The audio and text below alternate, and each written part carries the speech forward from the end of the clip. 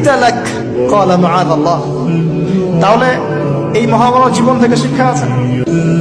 আরেকটা বিষয় আছে রুইয়াল হক, এখানে সত্য স্বপ্নের কথা আছে। তাই যারা বেশি পরহেজগার হবেন আপনারা কিন্তু সত্য স্বপ্ন দেখবেন এবং স্বপ্নের সত্যতা ডিনাই করবেন না। শেষ জামানায় মুমিনের স্বপ্ন বেশি বেশি সত্য হবে। যদি সত্য স্বপ্ন দেখেন, ভালো স্বপ্ন দেখেন, প্রিয়জন কোন প্রিয় মানুষকে বলবেন। যদি দুঃস্বপ্ন দেখেন, খারাপ স্বপ্ন দেখেন, কাউকে বলতে যাবেন।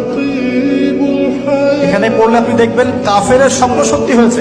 আরেকটা স্ট্র্যাটেজি আছে সূরা ইউসুফে, এর আগে একটা লেকচারে বলেছিলাম।